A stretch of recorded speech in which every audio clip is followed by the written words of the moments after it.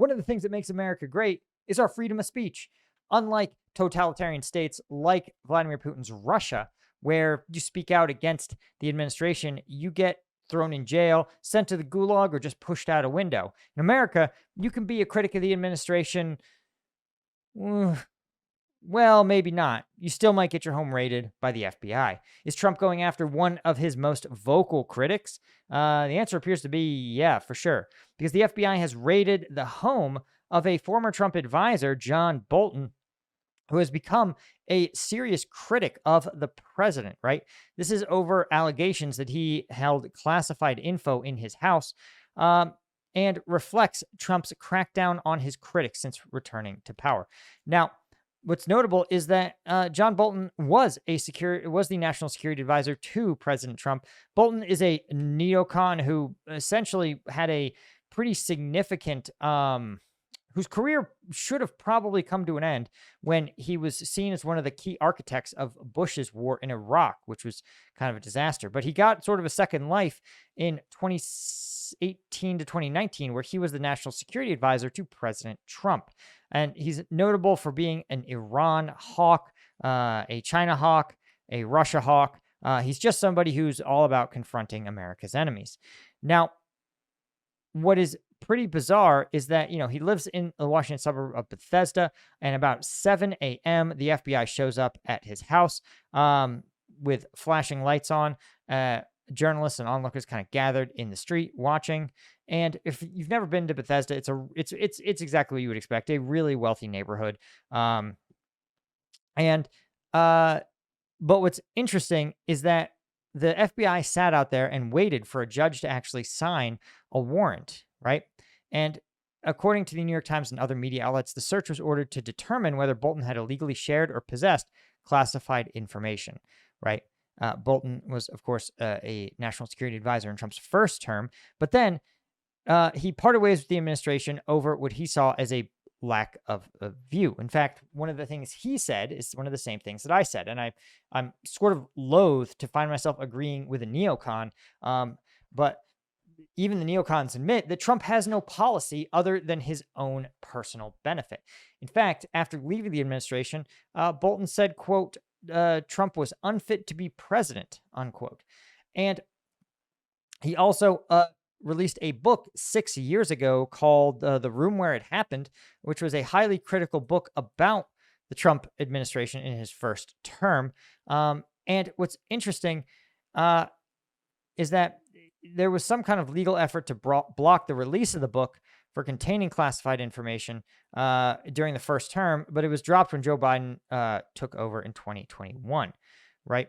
And of course, Bolton, right, an Iran critic, national security hawk. Now, the FBI, after Trump took office, Trump stripped him of his security details and his security clearance. So, again, I'm not like going to be out here and say, oh, John Bolton is like a great guy.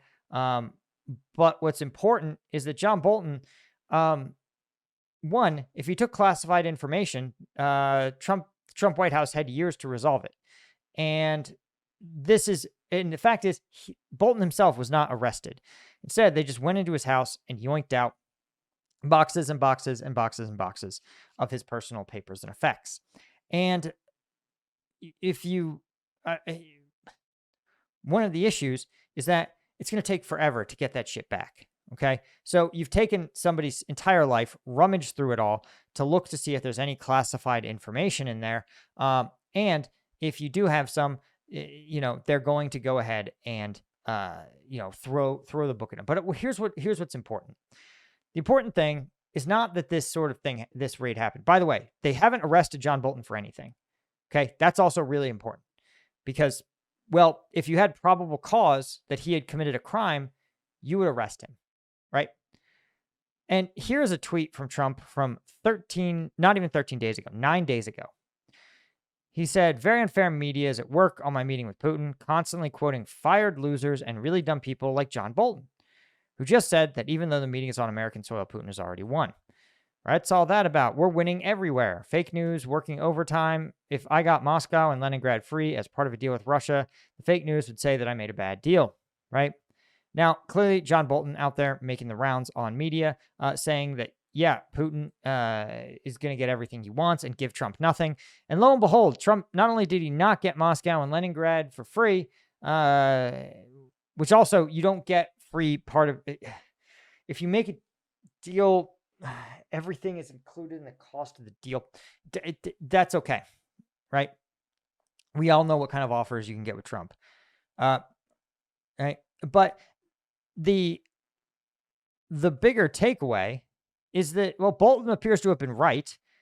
Vladimir Putin conceded nothing, got treated like a peer of the United States, and made no concessions, and kind of humiliated the president, because the president went around, told all these European leaders, held a press conference, said Putin said he was going to do X, Putin said he was going to do this, Putin said he was going to do that, and then Putin goes, no, I didn't say any of those things, and it kind of makes you look like a fucking moron. But the key is that John Bolton, like the rest of us, has freedom of speech. Just like I'm allowed to make these videos, and I'm allowed to call out BS from the administration, just like I called out BS at the last administration, just like I call out when he gets it right. Like I said, sometimes he gets it right.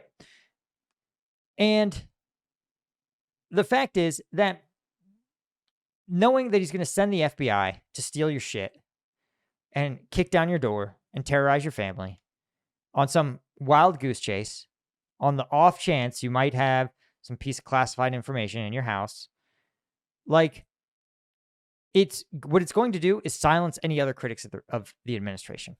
And the thing that should bother you is that this is how Putin treated Alexei Navalny. Remember, Alexei Navalny was routinely subject to lengthy charges, obvious BS charges. He was tried with terrorism, all sorts of different sort of nonsense charges that he would spend a lot of time in jail, and then he'd kind of get released, and he'd go back to being an opposition leader and talking negatively about Putin, and then he would get arrested again on some increasingly nonsense charges, and he would serve a sentence, and it just became an endless cycle of Putin not killing his critics, not martyring his critics, which is important, right? If you're a dictator, right, it's important to not martyr your critics. You have to humiliate them. You have to find ways to silence them that aren't necessarily based around this concept of really you have to silence them without turning them into heroes. And this is something that President Trump keeps trying to do. In fact, it's not just John Bolton who has gotten this treatment, right? Hunter Biden, for example, the former president's son, has had a number of these interviews, and actually on Channel 5, YouTuber Channel 5, Andrew Callahan, and in this interview, Hunter Biden repeated claims that were already in the public sphere, by the way. He quoted an existing biographer named Michael Wolff, whose book says that purportedly Melania Trump was introduced to President Trump by Jeffrey Epstein. And in return, Melania Trump sent him a lawsuit for $1 bajillion, saying that, oh, you have to retract that, right? You have to retract that meanie statement. You have to apologize to us. You have to say that was obviously wrong, and you don't have a right to say that. You don't have a right to not even criticize the president, but you don't have a right to report existing claims, to say this is what a book says. This is what this biographer said. Not even weighing in on whether or not it's correct. And Andrew Callahan was like, fuck that, basically. Fuck that. I'm not dropping shit. And he actually was going to drop an op-ed in the New York Times. This is what really bothers me. And there's a larger story here that I want to talk about, but just bear with me. So Callahan says, I'm going to drop this op-ed in the New York Times. And it's not even about the Hunter Biden thing explicitly. It's about the larger media landscape. It's a really great read, actually. You can go to patreon.com and sort of see it, right? But the New York Times was supposed to run it 3 days ago, and it sort of talked about the Melania Trump lawsuit, but more about the fact that new media is better than old media in some ways, but it still has these massive issues favoring clickbait. And he makes a really interesting point talking about the fact that a lot of these right-wing media outlets create, AI kind of videos and do a lot of fake stuff, trying to grab an audience, right? And it's a really, really, it's a great insight into kind of the new media space and how hard it is to live in this new media world, and that we're not really as free as we want to be. Now, as I always point out, that yeah, I'm still subject to YouTube's algorithm. And if YouTube decides that I'm a little too mean to their friend, the president, they're just going to delete me from existence, right? You'll just see my channel vanish one day, or you just won't get served my videos, or you just won't get served my videos about the president. But if you want to support me, my version of Patreon is a self-hosted website. So Patreon can't nuke me because they did that once already. It's called combatvetnews.com. You can find every video there, but you can also get every Tuesday and Thursday uncensored combat footage analysis, the stuff that YouTube would never let me show you. The link to that's in the description. You should click on it. You should go. You should sign up. But here's the takeaway.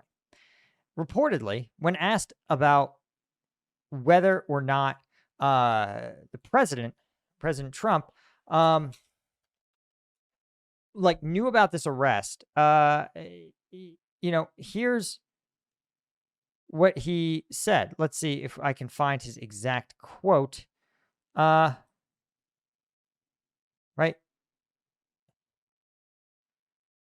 So the exact quote from Trump was something to the effect of, I didn't know about it. Right. But, I didn't know about it, but I, yeah, essentially said, I didn't know about it, but I'm the law enforcement officer in chief of this country. So technically I'm in charge, right? It's all, I could have done it. I could have initiated it, is what Trump said. But this is what's fascinating. This is also how Putin does business, is that Putin he's not a dictator in the literal sense, in that he dictates policy. He does sometimes, to be clear. But what he does is set priorities. He says, listen, one of my priorities is to sow chaos in the United States, to diminish the strength of the United States electoral system or governance system.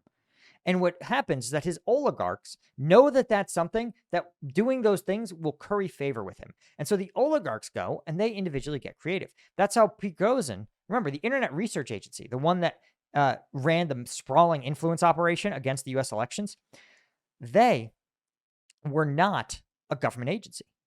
They were funded entirely by Prigozhin. And they didn't do anything secret. They literally just bought ads on Facebook. They started Facebook groups. They chatted with real Americans and helped push them, radicalize them towards adopting more combative beliefs. And this effort, right, Putin saw it and said, this is brilliant. And then when the American public got wind of it, and it became this sort of like Russia hoax, no, Russia real, that additional layer made Putin favor Prigozhin even more. It was more praiseworthy. And that is all how Trump seems to be operating, is that the loyalists around him know that they don't need to be told, you will target John Bolton specifically. You will target my critics. Trump simply needs to tweet, John Bolton's a loser. And his loyalists, like Kash Patel, go, I know what you want, sir. Let's look back into this investigation. I bet he's got something classified in there. I bet there's a form he printed out. I bet he wrote a note in one of his notebooks that happens to be technically classified information, and the president's a lead classifier. So we're going to have the FBI go, and we're going to loot all his stuff. We're going to look through everything he owns. We're going to loot the whole thing, any written document in his whole stupid house. The FBI is going to take it. We'll sit on it for years. We'll make him sue us to get it back. And the president doesn't need to know that. The president just needs to know that Kash Patel organized it, did it, and he goes, well, good job. Good job. You heard me. I like that because I said John Bolton's bad and you made a bad thing happen to John Bolton. Good job. And that is how these people work. And what this is in China, we call it, we refer to it as preemptive censorship. And that's exactly why the New York Times, by the way, spiked Andrew Callahan's op-ed, because the New York Times said, listen, they told him explicitly. Callahan said, the New York Times called me and said, we're not going to fight this battle. We have to pick our battles, and we're not going to pick this one. And you're like, well, you have freedom of the press. What happened to that? It's in the Constitution. And this is an op-ed. You're not even making a false claim. You can't possibly be held liable for an op-ed. It's an opinion piece. You can, but you have to make like explicitly false claims in it. And this is sort of the most troubling part of this, is that just like Trump didn't have to give the order to Kash Patel to go after John Bolton, he also didn't have to give an order to the New York Times to not run the story about one of his critics. Which, by the way, one of their core criticism, the core issue at stake here, is the allegation that Jeffrey Epstein introduced Trump to his wife, which is actually not even like a criminal act. She was over 18. People, you can be a piece of shit person. You can be a criminal and a PDF file, and still like introduce a friend to a friend, right? Now, obviously, there's a bunch of uncomfortable questions this would raise, but again, they're not alleging a crime has taken place. And he's not even alleging that it's true. He's just saying, listen, here's this author that said it. And the fact that the New York Times is sitting there and going, listen, we can't be critical of the White House. We have to kowtow to their wants and needs preemptively, because if we make them mad, anything could happen. And we see this just across the board. The way media rolls over for the White House is honestly kind of incredible. You notice that MSNBC, one of the media outlets most critical of the president, has actually been cleaved off from NBC Universal, the main parent company, the publicly traded company, and is now some entirely different thing. Now, don't get me wrong. I have no sympathy for these legacy media outlets. And the faster they die, the sooner, the better. And they are so hyper-partisan that like they don't really bring a lot of trust. And like if you're going to get hyper-partisan content anyway, you might as well get it direct from people like me, Obviously, I don't think I'm hyper-partisan. I think I'm actually very measured. But, you can go on YouTube and see Tucker Carlson's channel, Brett Cooper's channel, Candace Owens' channel. You can go and see, Sam Setter and the Young Turks and Hassan. Like they're all out there. You can get your partisan content wherever you want, and you don't have to watch it on basic cable, right? But the more troubling part is seeing these companies preemptively self-censor. They don't even need to wait for the lawsuit. They don't even want to try to fight in court. They don't want to force the administration to stand up and say, like fight me, because this is one of the core problems of democracies in general, but America specifically, is that we believe that the administration has infinity resources. They have infinity prosecutors. They can do everything. They can silence every critic, and you can't. They don't have. Look, the president already brought in a bunch of military prosecutors to backfill DC because the city of DC had so many prosecutors resign when they were asked to do a bunch of illegal shit by the administration. And so they had to backfill them with military prosecutors, which means, though, that the next city they try to pull this in, if it's possible, is not going to have, they're not going to be able to roll in the backbench of prosecutors. You see what I mean? But and that's true of all of these stupid lawsuits and all of these stupid efforts by the administration to silence their critics. It's preposterous. And the fact is that every time they roll over, the administration breathes a sigh of relief, because the Justice Department does not have infinity lawyers. In fact, they probably don't have a fucking fraction of the lawyers they would need to. Because remember, the only reason they should have, if Harvard had fought them and Columbia had fought them and Brown had fought them and and every other university that had gotten their funding cut illegally had sued, and if all these media outlets had sued on the first jump, and if Paramount and CBS had sued, and if everybody had taken them to court, the Justice Department would not be able to actually have the human beings to fight these lawsuits, especially given the fact that they had to also coerce, if all of those legal firms they coerced also filed lawsuits. But the fact that these administrations keep getting, these entities keep rolling over. They keep showing cowardice because, yeah, it's going to look bad for one fiscal quarter. Sure, got it. You're going to have to report in your quarterly filings to your shareholders. If you're MSNBC or CBS, you're going to have to report to them, hey, this quarter our legal expenses are up 15% because we're fighting the Justice Department on some dumb fucking thing.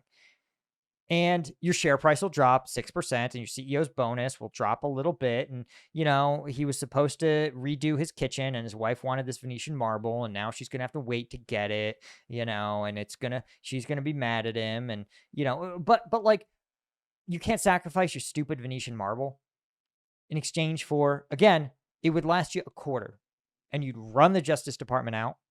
I could tell you for sure. I've seen the numbers. I worked in the Homeland Security Inspector General's office.